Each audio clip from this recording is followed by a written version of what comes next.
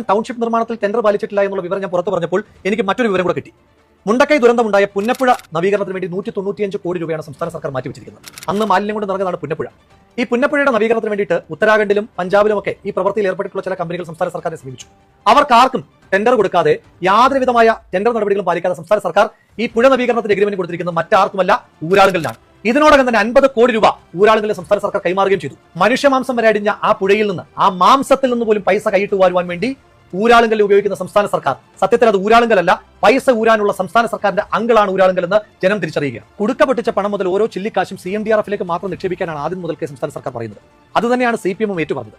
പിന്നെയും എന്തുകൊണ്ടാണ് CPMന്റെ യുവജന സംഘടനയായ DYFI മാത്രം CMDRFിൽ പൈസ നിക്ഷേപിക്കാതെ മറ്റൊരു അക്കൗണ്ടിലാണ് പണമിട്ടതെന്ന് പറയുന്നത്? എന്തുകൊണ്ടാണ് DYFIക്ക് മാത്രം ഊരാളുങ്കലുമായി സെപ്പറേറ്റ് എഗ്രിമെന്റ് ഉള്ളത്? ഊരാളുങ്കലും CPMന്റേത്, DYFIയും CPMന്റേത്.